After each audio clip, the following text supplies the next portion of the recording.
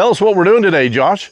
We are going to be pouring these concrete columns right here. Right now they just look plywood boxes, and that's all they are, with a rebar steel cage inside. But we're going to go ahead and get them poured today. We're going to be mixing the mud ourselves. It's not coming in a truck. We've got a little mixer over here. We got a couple shovels, a couple buckets, and my trusty 1 gallon Rubbermaid. We'll be going up and down the ladder, 1 gallon at a time. The hard way. And it sounds difficult, but everything you see here is pretty much done that way. Right. All these blocks are all filled solid. Everything's been poured 1 gallon at a time. So for our folks watching, you can see columns that Josh has already poured behind the ones that are formed up with the lumber today.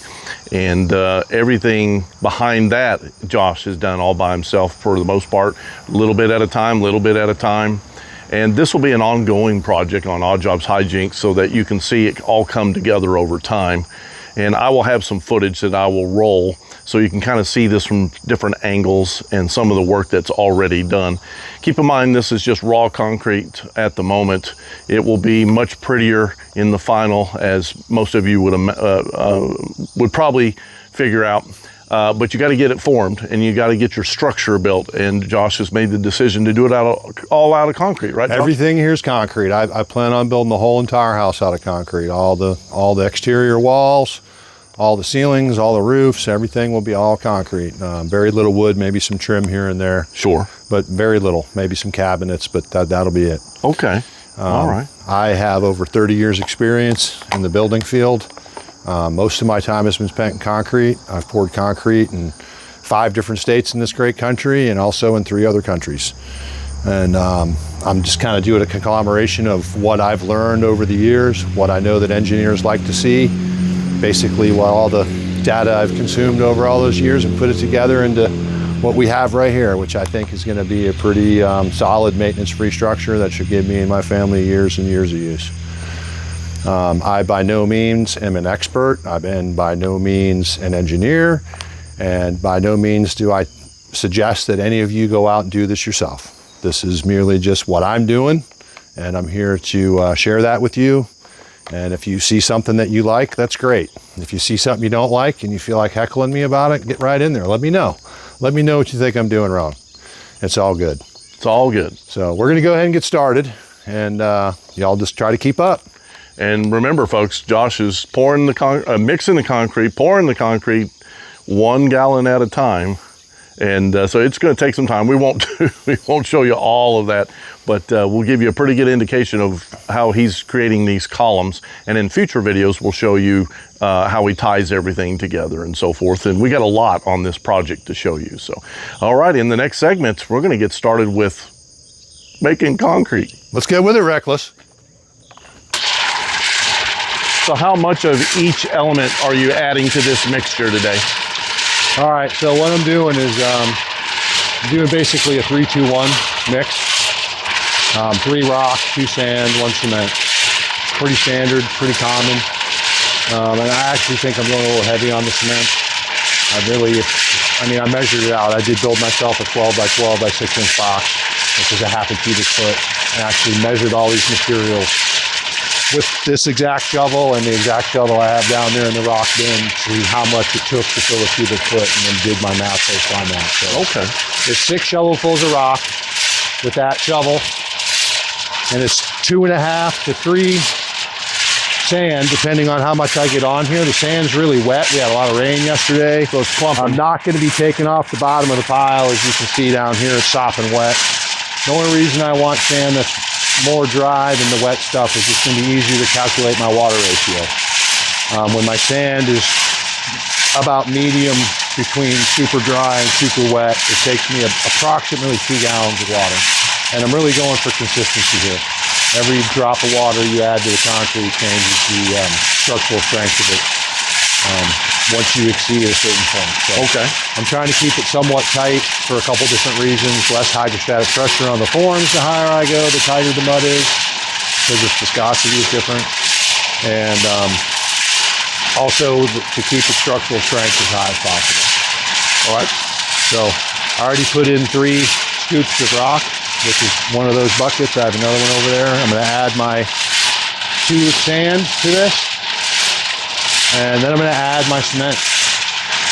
Let that mix for a few, and then I'll add that last batch of rock. And if I need to add a little bit more water, I will to get the stuff together.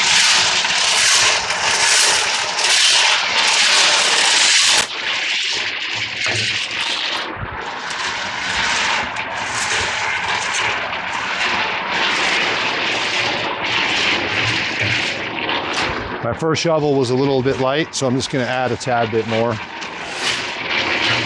I really want it to be a big heaping scoop.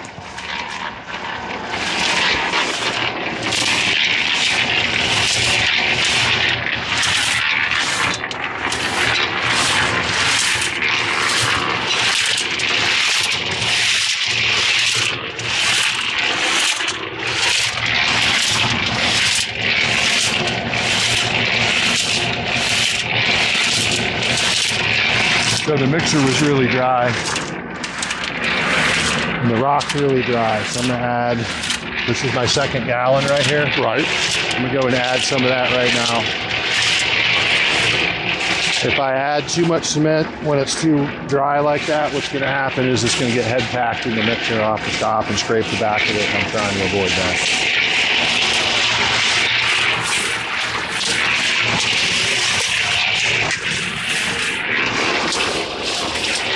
I've already cut a bag in half, and this is how I measure it. I just chop it right in half with my trowel and fold it up. I'm gonna dump half of that in there, which is approximately 2 full shovels.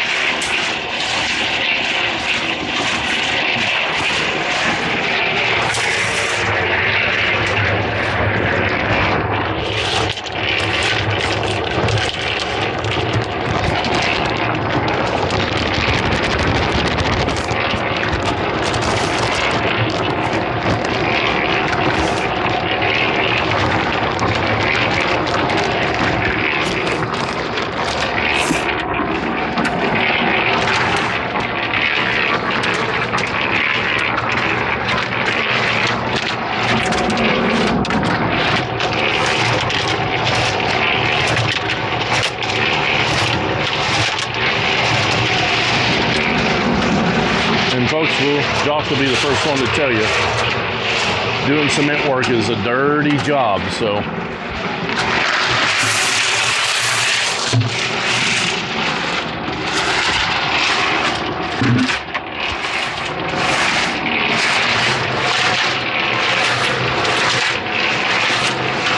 Those of you that do cement work, you know, definitely, you wear the clothes that you're willing to get dirty.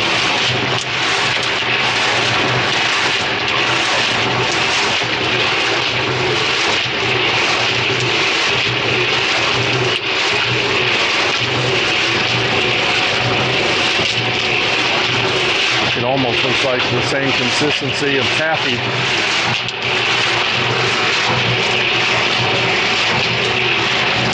I'm gonna let that mix for a few minutes, and I'm gonna set myself up for my next batch.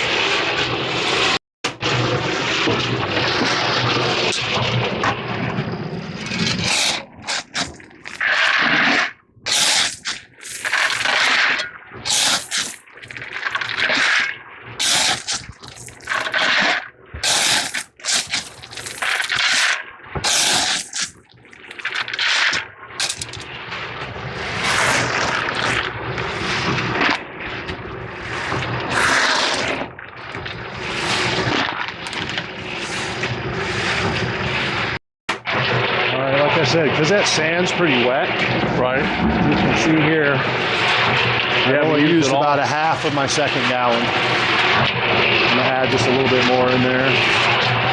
Come over here, sprinkle some in my wheelbarrow.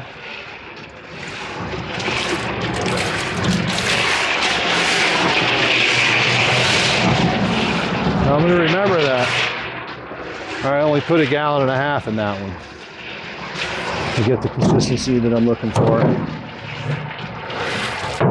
I probably could add more water to it, make it a little wetter, but it's going to be at the bottom of the column. Right. And the tighter it is, the drier it is, less likely it's going to leak a little bit. Which it's going to leak a little bit. Need your ladder. Yep, the ladder's down here. Trusty One Claw, I'm gonna use that as my vibrator and tap these forms as we go to consolidate this concrete.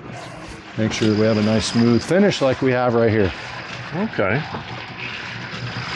I actually rubbed this with a rock Right. the day that I stripped it, just a piece of concrete block, a broken block, just to see how easy it would be to close up these little air holes. Right.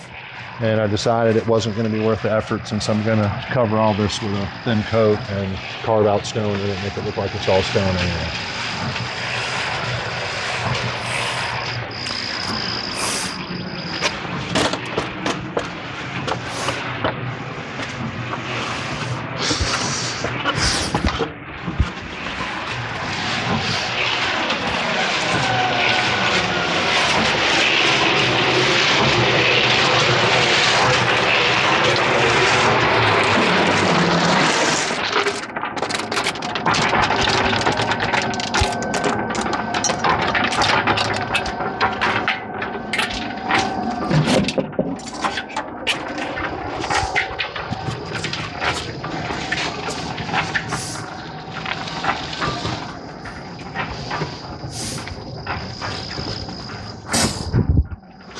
I'm going to let that sit for a minute while I get my next batch going. Right. And that And way it's gonna you're be the just same thing over and over.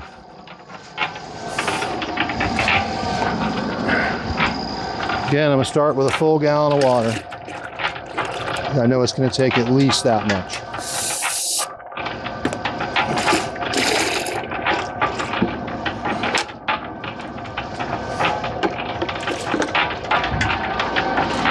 Plus, it's good to get the mixer running for a minute. Some water and keep it clean. from the previous batch.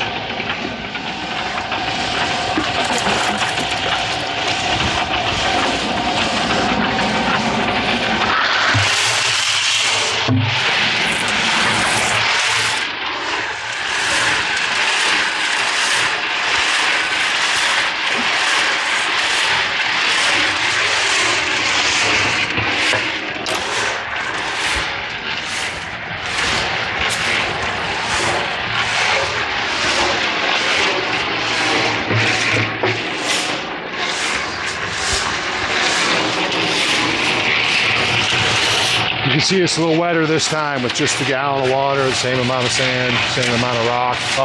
Just because the mixer is now wet. Had a little bit of wet. It was sucked up a lot of that initial water off the back. Okay. That makes sense.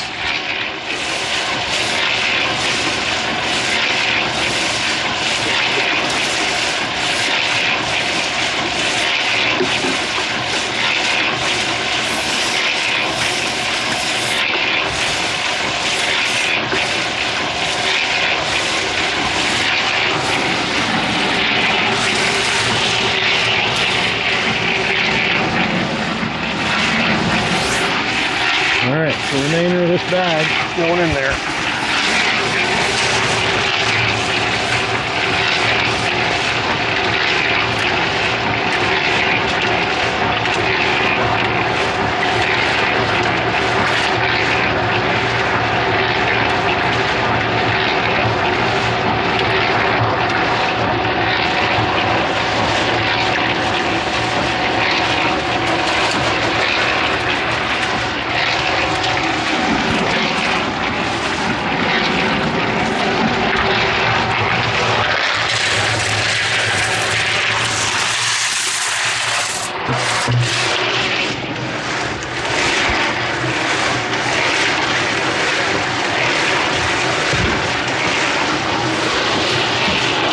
And then he goes back down to get some more rock. So he's always thinking 2 steps ahead at least, so he can keep it just flowing. And then we'll actually start pouring. You'll have your buckets ready, you'll have the second batch ready. And when he finishes pouring the first batch, he'll come back over here, get his second batch into the wheelbarrow, go take it over there, and then get ready for the third batch. And it's just a repetitive process being done by one guy.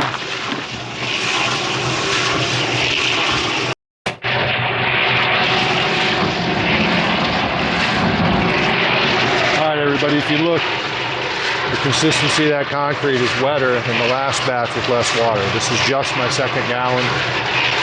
There's only like less than a quart of it missing. I'm gonna put just a touch more in there. That's again, the mixture was dry.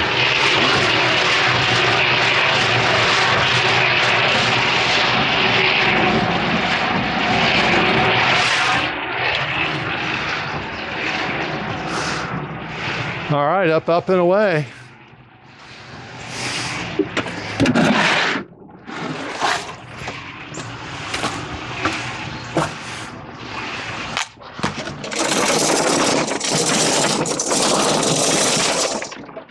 Well, didn't make one pour. Did it?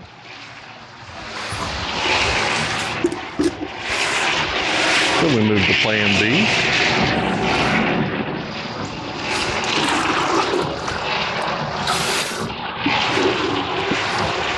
I mean, I've had that one for a couple seasons now. It's not a surprise.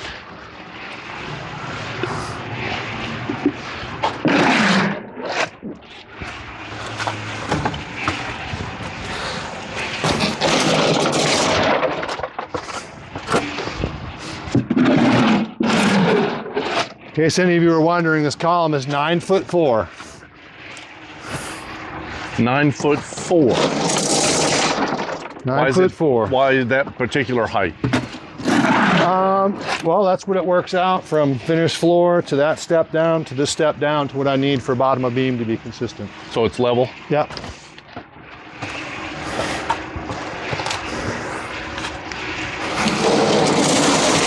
Tell the viewers a little bit about the amount of rebar you're using.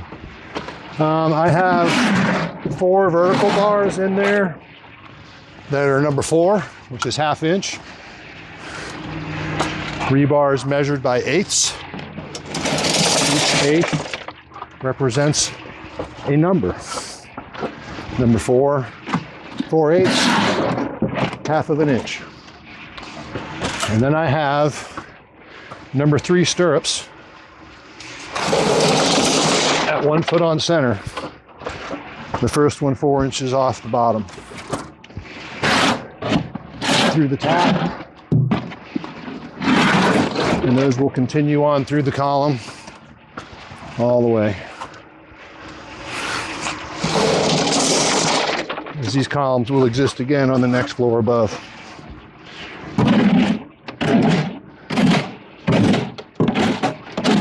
Pretty standard stuff. I've done a lot of it in different places. Use different size rebar for bigger stuff. More of it, you know, for big stuff. I've noticed at the big box stores, they've got some kind of like pink fiberglass rebar. Yeah. What's the use case for that? You know, I have a piece of it right here. To me, it's, I'm not that impressed. So how do you really feel about it, Josh? I'm just not impressed when I compare it to a piece of steel. Right. The steel's heavier, no doubt. I don't think this is easier to work with. The deformations are smaller, so tying it with a rebar tire doesn't hold as well because the deformations on the rebar are bigger. I saw a piece sticking out of a slab about a year ago that was poured and the rebar slid and it was right on the edge. And I grabbed it, pulled it out some, and I said, man, I bet I can rip that right off there. And I did. I don't think I could have done that with a piece of rebar. Not even number 3. Right. Not even 3/8. I couldn't have done that. But I did it to this. So I'm just not that impressed. You know, once you compromise it and it's bent, it's bent. And I've demoed a lot of concrete with rebar in it. And until you cut that rebar, Right. It's holding. I don't care how bad you beat it up with a jackhammer, bend it, twist it. So that's how I really feel about the fiberglass rebar.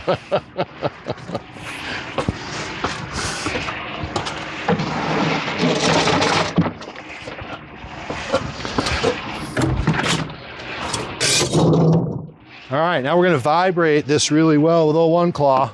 That's right. This is One Claw. And for those of you, I'll zoom in here, you can see this hammer lost one of its claws, so it's not yanking nails out anymore. No, not a nail puller.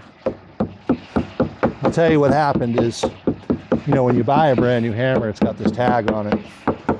The tag says right on it, do not strike hard objects. First thing we do when we get our hammer is we beat on hard stuff. Right. I've had this hammer for, I'm gonna say I bought this one back in 14 maybe, so it's been 8 years. Right. This is not the first time I've broken a claw off of the S-Twing Super California. Probably won't be the last. You do this kind of work, especially if you're using panel forms and you're using a lot of wedges and pins, you use your claw sometimes to get in there and try to drive the pin out. And that's exactly how I broke this off. It was a super, super cold day in the lower 20s. It had been out all night. It was super cold. I was using it to drive a pin out, and there it went. And there it went. But still useful. There's a whole milk crate full of stirrups right there that I was talking about that are in the column. Right. And so these are every foot? Those are every foot. Basically something about like that, but of course they're right in the corners. Right.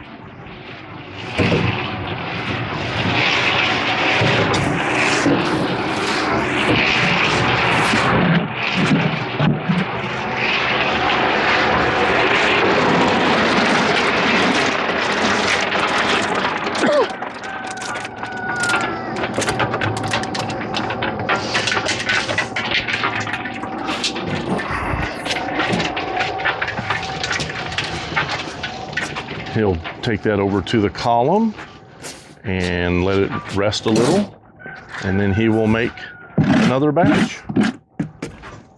And while that's spinning away, we'll come back over there. Super repetitive, folks. You know, if anyone's thinking about building their own home, think about your calendar, how much time you need. I'm not gonna lie to you, I've been at this for a couple years. Granted, I don't work on it through the winter. It can be pretty brutal here and cold and snowy and icy.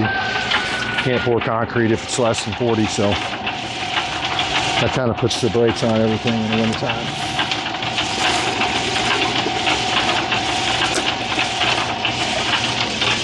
But building your own home is awesome.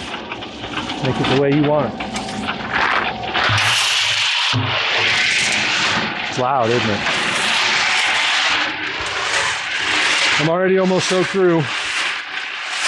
Oh, I made 2 batches.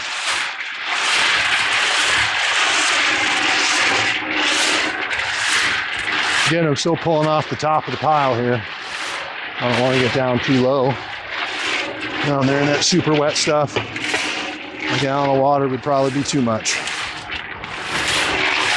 And folks, we're going to have a lot of concrete projects on the channel. This just happens to be on his house today, and a vertical form, as you can see here. Josh, what type of forming do you call this again? This is plywood and snap tie. Snap tie. Plywood and snap tie, and this is called a pig's foot. Some people call it a wedge.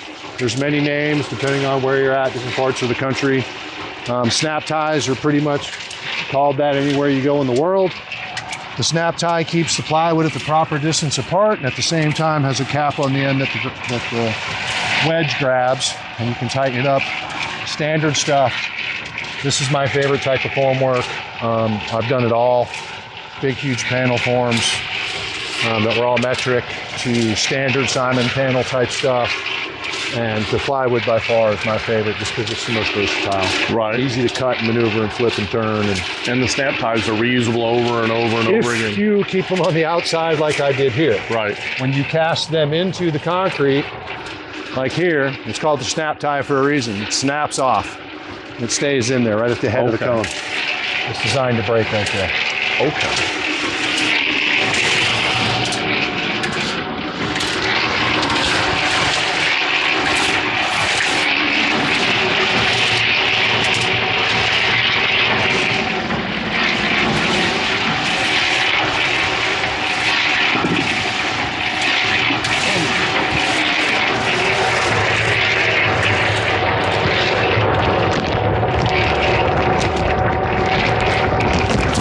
Are you roughly adding half that half? Yep. And I'm just kind of doing it by weight. Like I said, I'm doing a 322, which a 321 normally gives you between a 3,000 and a 4,000 PSI. I'm trying to do better than that since I'm going elevated. Right. By doing the 322, I'm hoping to double that. I think I'm somewhere between 6,000 and 8,000 PSI because of the amount of cement, the cement ratio I'm using. Okay. At least I'm hoping. I haven't tested it yet. I might get a couple test cylinders and send them off, but just based on my experience, what I know, how many bags per yard is used typically in a 2,500 or 3,000 mix, and how many bags per yard I'm using. Based on that same math, I'd say I'm between a 6 and an 8.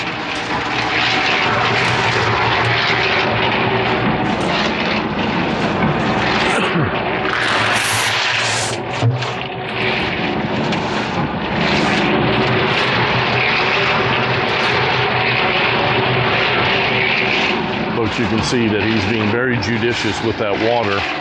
And again, just from years of experience. And then we'll get one more shot here of getting the gravel. And then we're going to cut away. And we'll bring you back when we have the column just about done.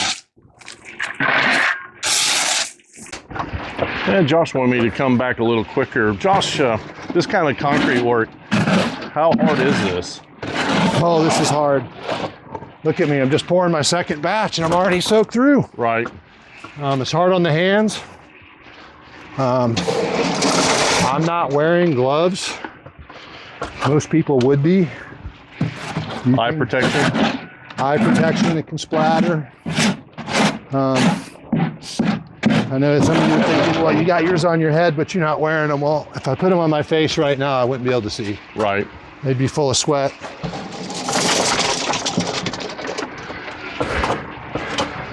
Steamed up. But this is hard on your hands, isn't it? This is hard on the hands, yeah. As you can see, they're coated in it. Yeah. But I've been doing this a long time, and I get people that ask me, how do you go all day long with just water and a little bit of food? It's conditioning, folks.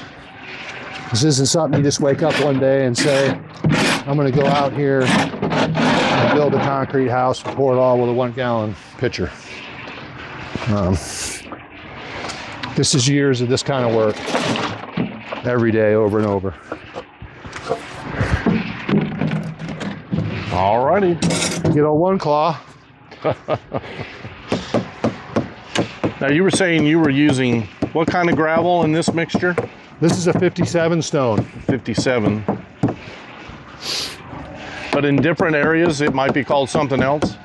Well, here in South Central Kentucky, it's called 68. So if you're in Kentucky, you're looking for some of that, especially in the Lake Cumberland area, you're gonna want what they call 68. So as you beat this, you know exactly where your height is, don't you? I know exactly where I'm at. We right now could calculate how many batches it's going to take, knowing that we have 2 batches in here based on where we're at. Right.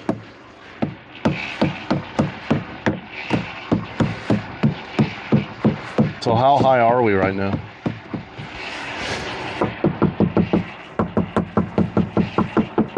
About right there. Okay. Oh, trusty One Claw.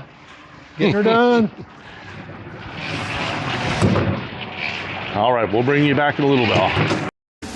So that's 4 in there, right? I believe so. It should be about halfway or maybe a little bit past halfway that second section. We're about right here. Right there? Yes.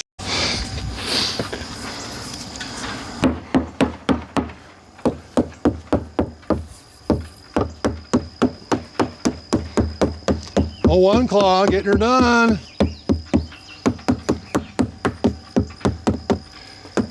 Oh, yeah.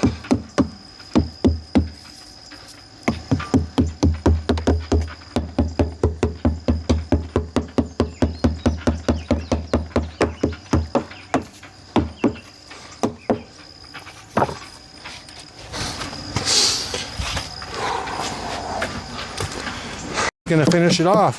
So you're right there, huh? I'm right at that joint right Right there. at that joint. About 16 more inches. 16.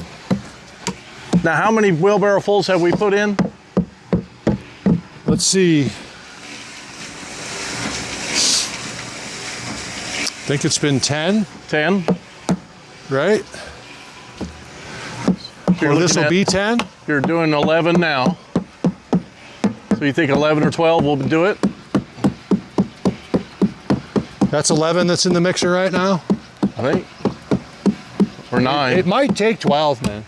I don't know if that last one's going to do it. Right.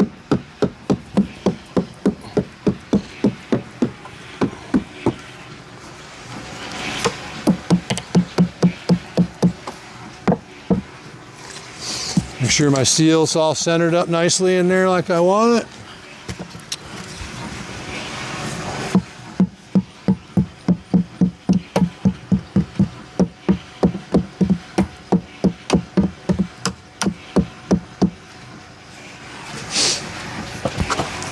All right. What I'm going to do is I'm going to pour that batch and see where I'm at.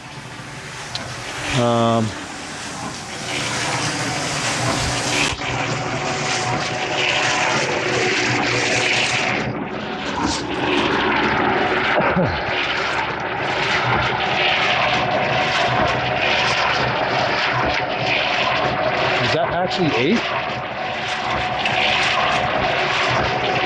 Just 8, isn't it? Yeah. This is 9. 9. Oh, you were what's closer, and you figured 8, right? Well, I said 8 thinking I was. I said 12 to 15. No, I did say 8. Well, and then I thought, well, I had to double it. That was 16, but it's going to come out. This is 9, right? Yeah, this is 9.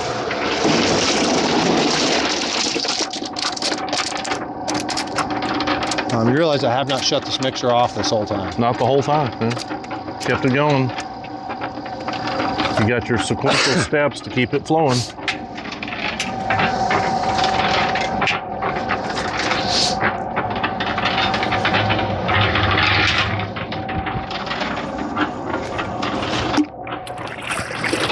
I'm gonna go ahead and put another gallon of water in here Right. and just let it run.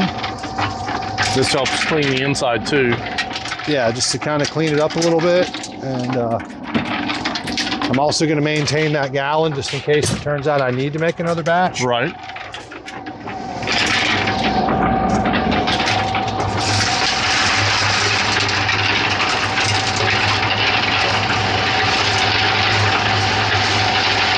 Because it's self-cleaning in that way, isn't it?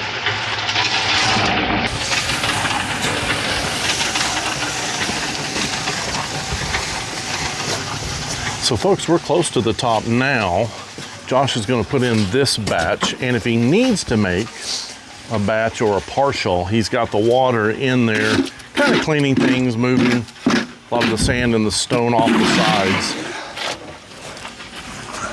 But he's going to eyeball it once he gets this all poured in.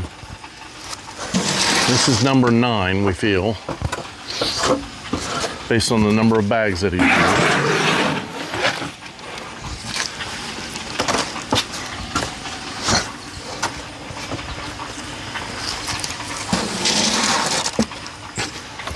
And the whole time that we've been gone, he's been tapping the boards with single claw. And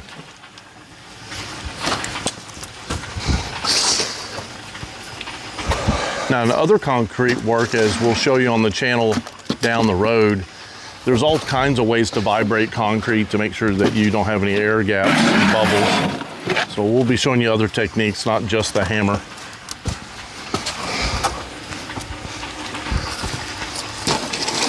But for these kinds of forms, it's the right way to go. And again, when you look at the forms that he's already done, again, looking at this column right here as an example, there's a few little bubbles in there, but those won't have a major impact on how much architecturally weight it can actually handle.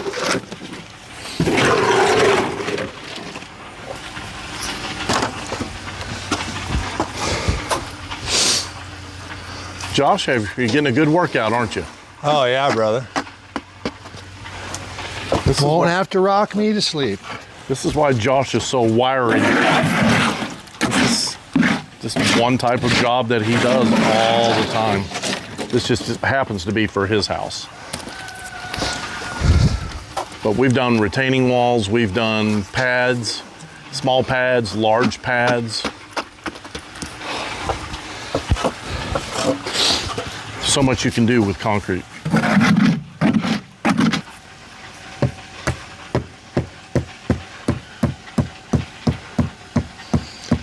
Need about 2 more inches. 2 more inches, that's not much.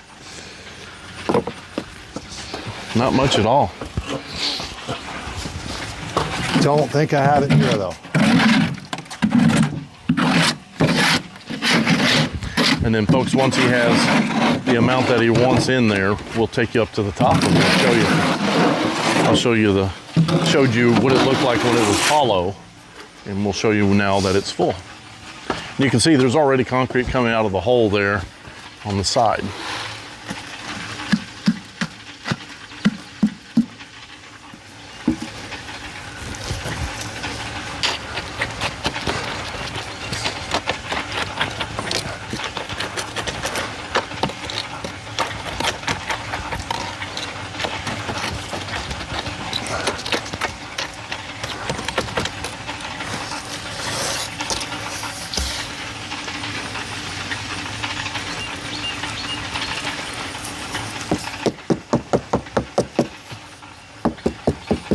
All right, I'm gonna make another batch because I think I have an empty cell over here that I can put the remaining of it in. So you put your excess in one of the cavities of the cinder blocks? Yeah, I think I saved one right there on that door opening. Oh, okay. Just for a situation like this. One more batch then. They're the ones that figured out the fly ash with. So this is, again, what were the ingredients for this pour? This is a straight cement batch. Just sand, rock, and cement. Sand, rock, and cement. No fly ash, No nothing fly else like that. I don't have access to it. And, so I was buying a whole truckload of it. And you were saying off camera, but we'll get it here. The fly ash is useful when you're doing what type of pour? When you're doing like a finished slab and you want a really nice, slick, shiny, burnt-in finish, you want to use a fly ash mix. You don't have to. It's still achievable with the straight cement. Just But takes the more fly work. ash makes it nice, creamier, and it closes up more of the pores. And it was actually the fly ash additive was discovered by the Romans.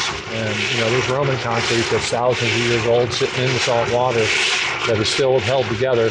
And they've done testing on it and say that it's only attributed to the fly ash. So the fly ash in a wet environment, wet climates where water is exposed to water all the time, the fly ash mix is definitely favorable. Interesting. There's many other additives too. I mean, there's all kinds of additives you can put in. Well, I know sometimes when you order a truck of concrete, you'll ask them to put some retarder in it. Yes, if it's a really hot day, I'll ask them to put retard in it. And that prevents it from setting up as quickly. Setting up so quickly, yeah, you have to have time to finish it. You don't want it running away from you. Right. In the wintertime, I don't mind if they leave the retarder out and they actually bath with hot water. They have a heat exchanger built into the truck that runs the heat from the radiator through their water tank, so the water's 180 degrees. Oh, nice. Yeah.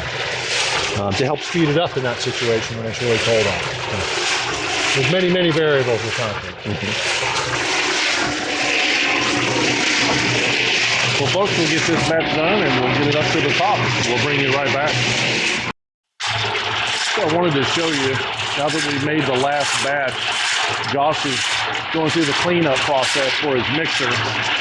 Put a little bit of water on the outside to get some of the dust and whatnot, and then he took some of the gravel down here and just put it in the mixer. And the gravel itself acts as a cleaning agent, and then when he gets done with this, he'll literally just pour it out.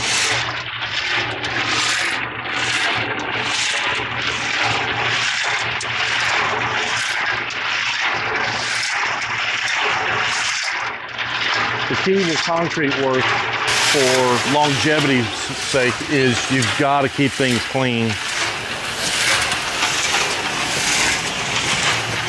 So remember, this is the last batch. He doesn't need all of this, but we actually have some cavities in some of the blocks on the walls that he can fill with whatever's left over. So this won't actually go to waste at all.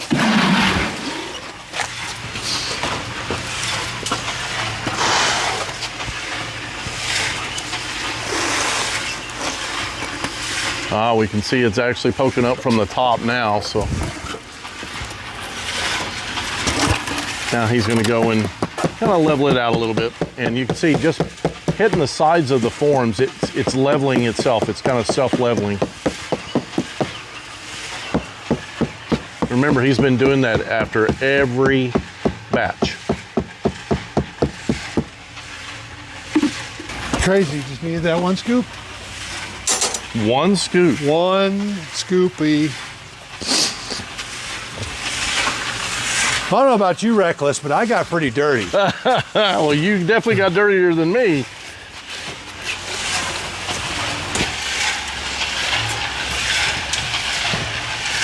And some of you might be saying, well, Brian, that's not necessary for what he's trying to build. And you wouldn't be wrong, but since we have this left over, this will actually give us an even higher R factor. So.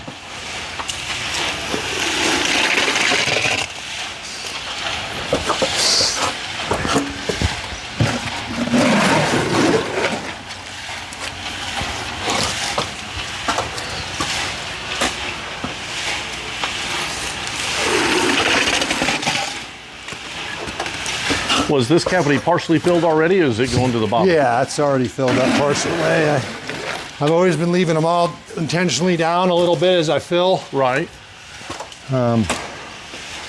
My plan the whole time was to fill all these blocks.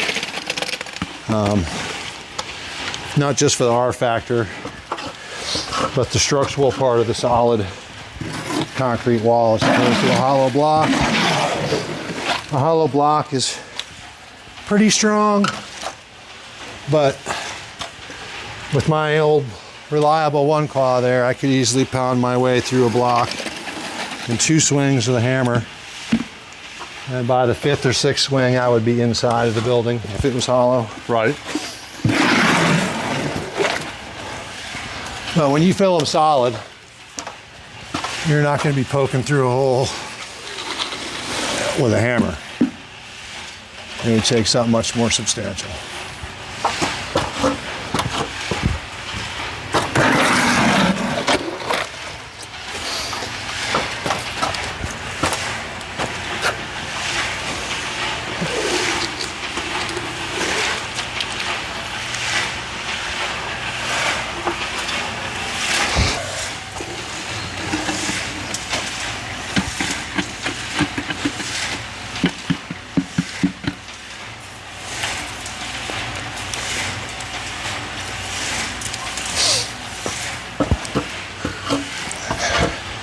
Call that a hand float finish. Hand float. For real.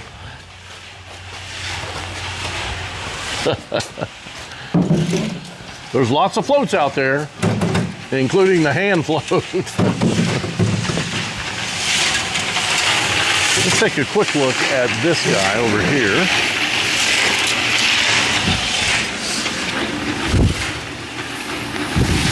So now you can kind of see there as I raise it up, we probably ought to bring the ladder over, but that's all right.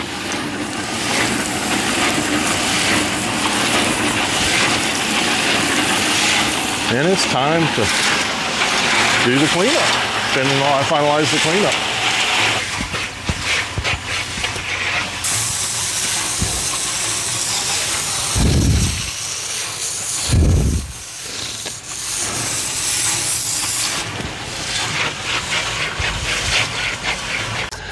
Josh, 1 column Yeah, man. in about 2 hours. 1 column in about 2 hours. All right.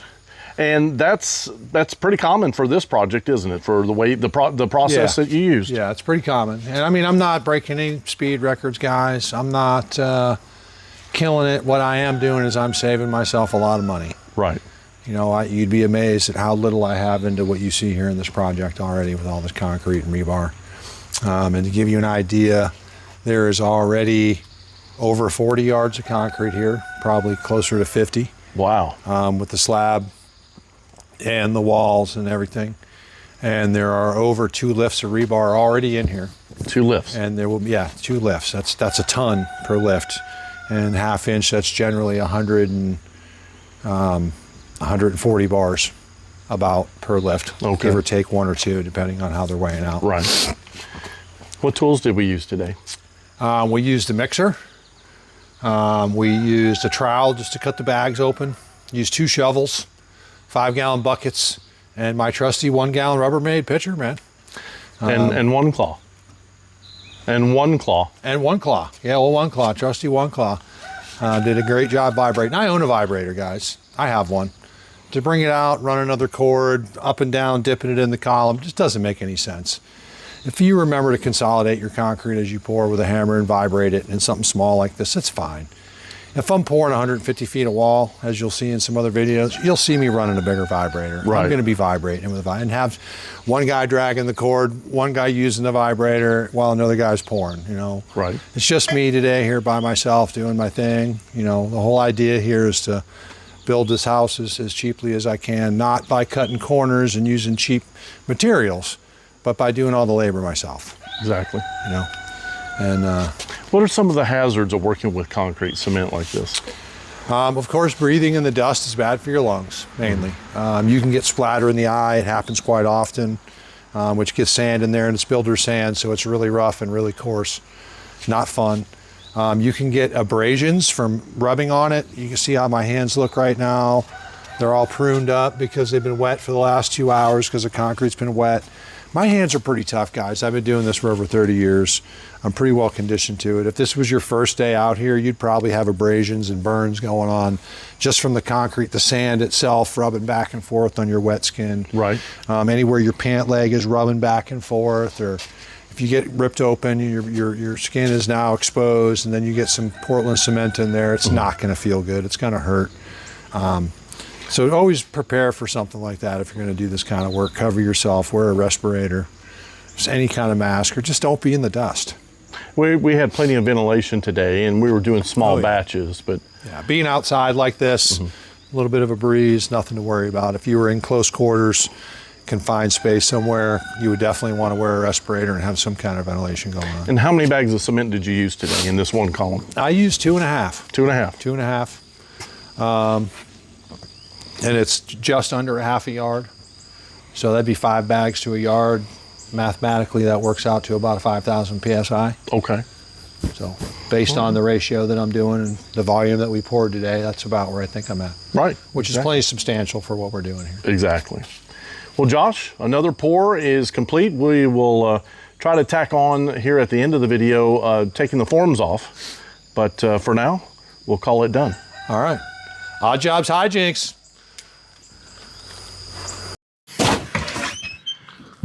So we're looking at some of Josh's rebar. He's got quite a bit of it just stockpiled here that he's going to be using for the house project. And we're going to form up one of the columns before we pour concrete.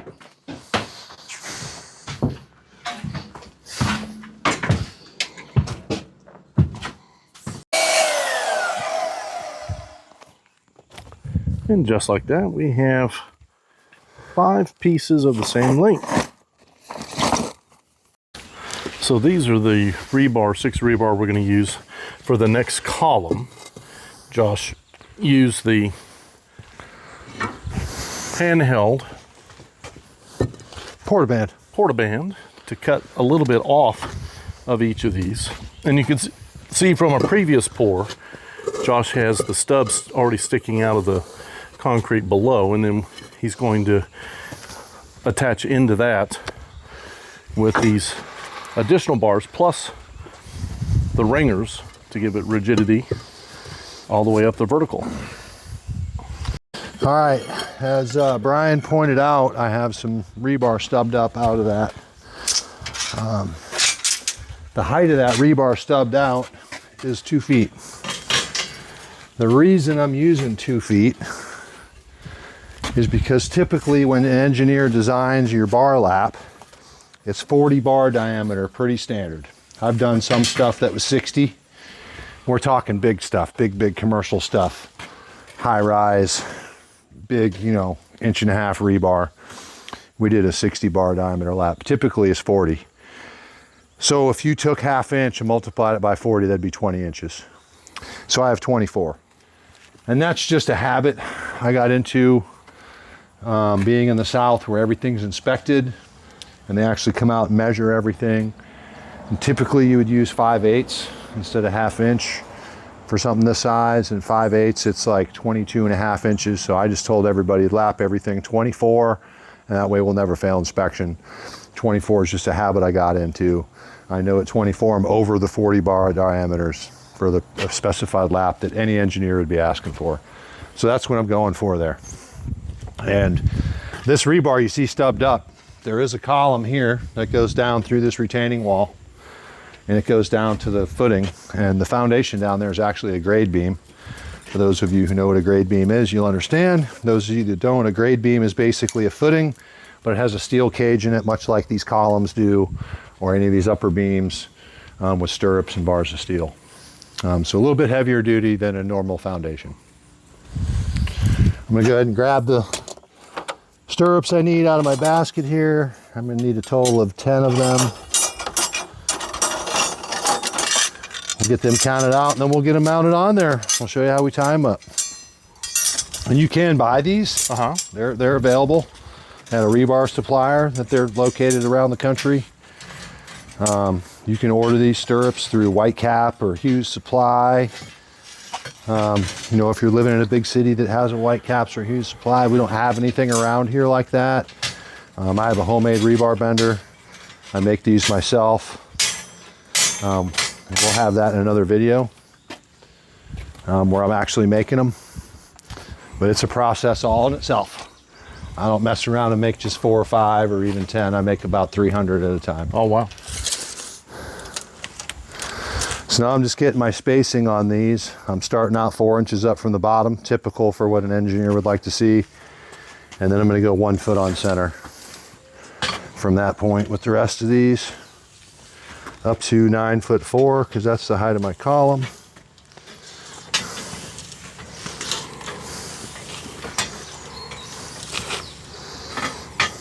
And there's the 10 spaced out evenly. And now we're going to do what's called busting rods, which is why they call guys that do nothing but tie steel rod busters, because that's what they do. We're going to be tying a simple saddle tie. For those of you who know how to bust rods, you'll know exactly what I'm talking about. You can buy twist ties or loop ties for this if you want to. They don't hold as good. They're not as strong. They can kind of be a pain in the butt. This is what I'm used to, so this is what I'm doing. There's many ways that this can be done.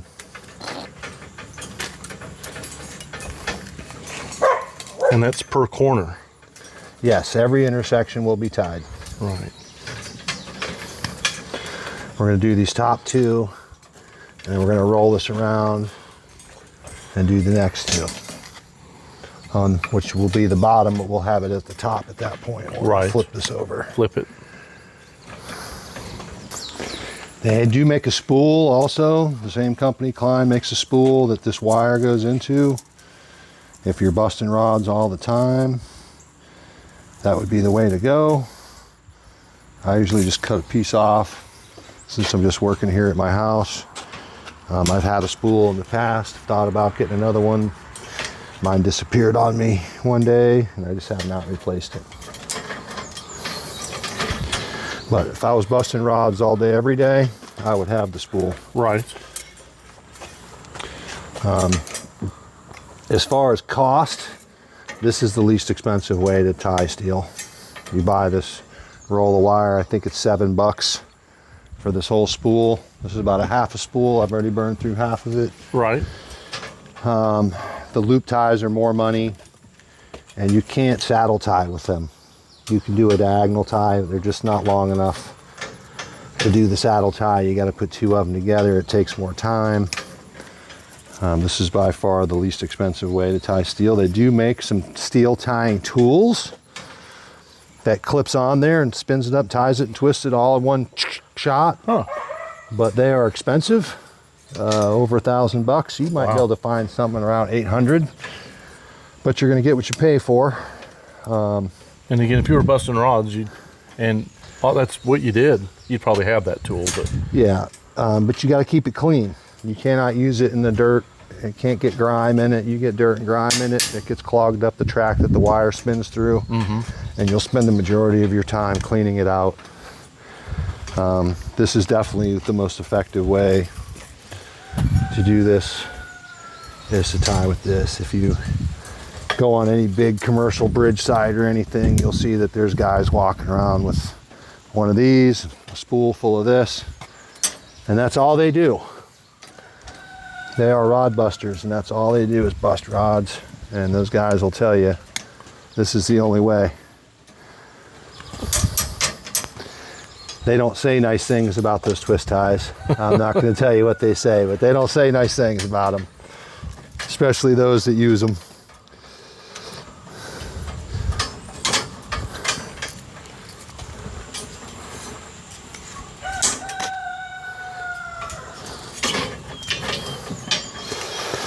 So if you guys got a better way to tie the steel together, let me know about it in the comments.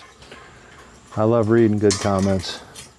I don't even mind a good heckle every now and then. If one of you jokers out there that does this for a living thinks you know something about it, put it in there. I want to hear it.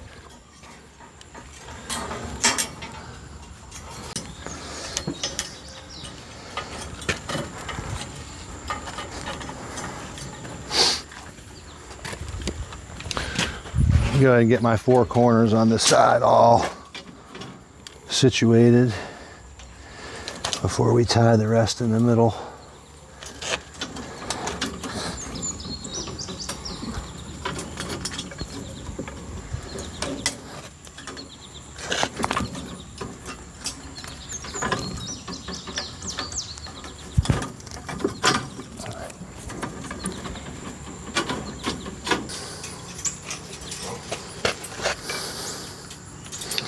This will really condition your hands doing this kind of work too.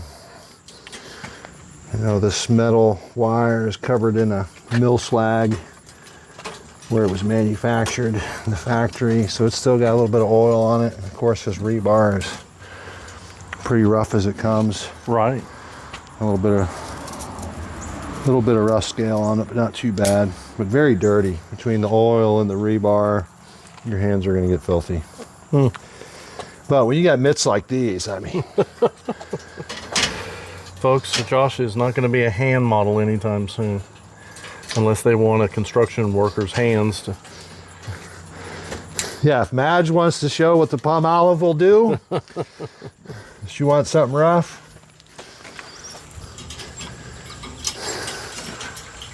And just like that, he has built, what you call this, a cage, Josh? Yeah, it's a cage. This is a rebar cage that will be the basis of the structural integrity of his column. Okay.